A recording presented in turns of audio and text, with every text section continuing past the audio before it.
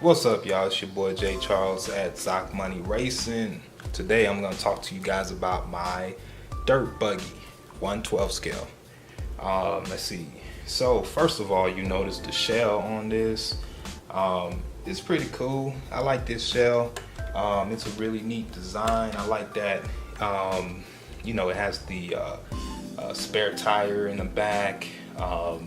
It has really great clearance for your tires to really travel. What else? Let's see. Yeah, that's pretty much. Oh yeah, and it has the light mounts. I thought that was cool as well. It comes ready to. This one was a ready to run kit that I actually bought for my wife, and she enjoyed playing with it. She hasn't picked it up in a while because I'm doing some work to it for her. Her steering components, mainly her servo, started to fail on her, and this is a weird segment because it's not totally hobby grade, but it's not toy grade. It's like a mid grade between toy and hobby grade. It's a ready to run kit, and it's a proportional steering, proportional throttle, but it's when you take it apart, it's almost like it has a circuit board just like a toy grade, and the servo is ran off of I think like 6 or 8 wires, unlike the hobby grade servos are ran off of 3 wires. And so this car has potential. It has a lot of hobby grade parts like the suspension, and so yeah, it has a lot of potential. And so when I got it for her, I was actually impressed by it because this car is running a rear mounted 280 motor, or actually no, it's not a 280. It's I believe it's a 390.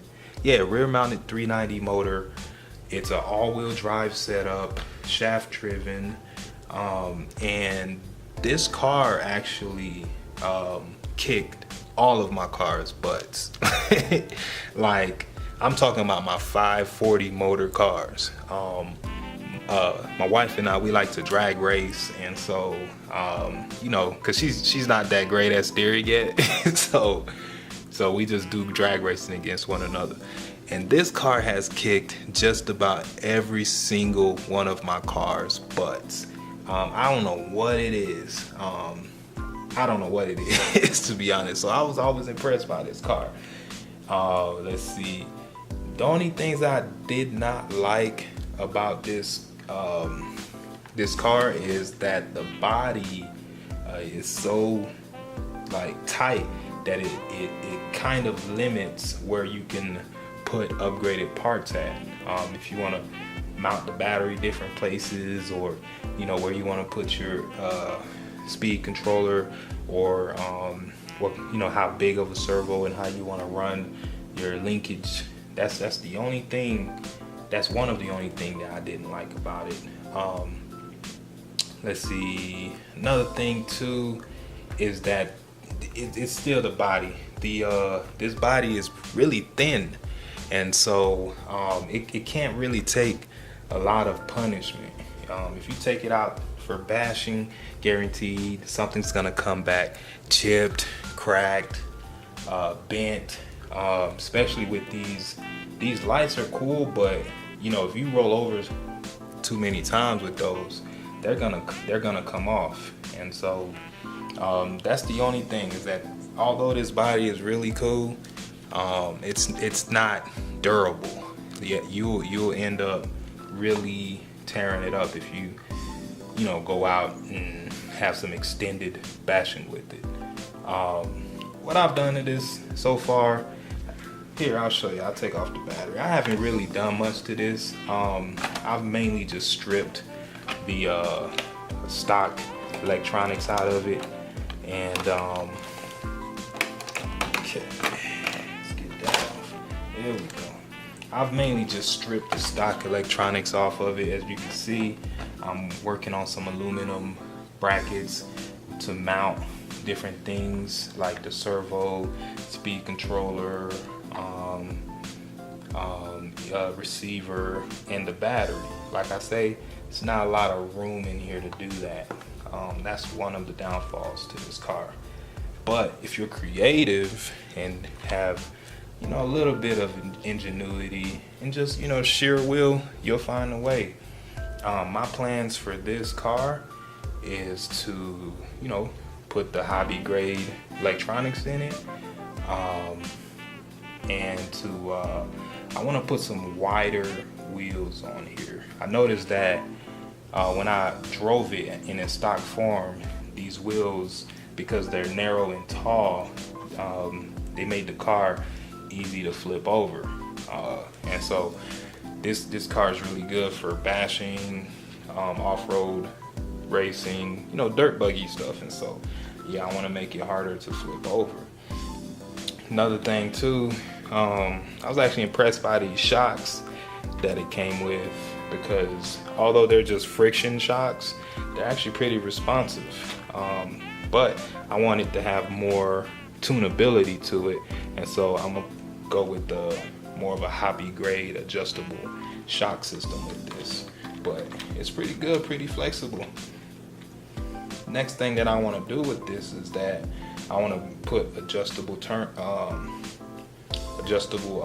turnbuckles, you know, and suspension linkages, to where I can tune the toe angles, and I can tune the cambers, you know, just make sure that this car is as, you know, that the performance is as, you know, it's tailored to my driving style pretty much. It was so good in its stock form that I'm probably not gonna adjust too much, but I want that option to be there, should I need it. Let's see, the next thing that I plan on doing is I'm actually gonna go with a nickel metal battery setup. Reason for that is because this all-wheel drive can take a lot of weight. This chassis can actually take a lot of weight because of its all-wheel drive, and because of the way that the suspension is set up, where the motor is, it can carry a lot of weight. I want to go with a nickel metal also because it takes a lot more punishment, and dirt buggies, you know, they fly through the sky, they smash into the ground, they roll over, sometimes you smash into other people's cars, and LiPo batteries are way too sensitive in my experience for that. And so I want to go with a nickel metal battery, 5,000 milliamps, so I can really get out there and have fun with it. Once I have all that stuff set up, next thing I want to do with it is I want to put a much larger body on it, to where I can you know, have space to mount my electronics and stuff. And so I'm looking at different bodies, considering a lot of different options. So far I'm leaning towards a Volkswagen Bug body, like a 1970 Volkswagen. Reason for that is tire clearance, and it's a rear motor. You know me, I like to keep my stuff authentic, and so since it's a rear motor, I was thinking that the Volkswagen, you know, at first I was thinking of Porsche, but if I want to keep this a dirt buggy, I don't really see Porsche dirt buggies, and so I was leaning towards a Volkswagen 1970 Beetle. And so actually this one ain't even gonna be mine, it's gonna be my wife's, and so I'll make her a nice Volkswagen Beetle to bash around. And I've actually drifted this chassis before, and it drifts very, very well. I don't know who makes this. I forget where I bought this off Amazon, but whoever makes this is a very versatile mid toy grade, hobby grade chassis. Like, trust me. And it was less than $100, so try it out, and you know, keep an eye out for this project. I'm excited for it because, yeah, I'm excited for it. So keep an eye out and just, you know, keep watching. Peace. Once again, this is J. Charles at Sock Money Racing.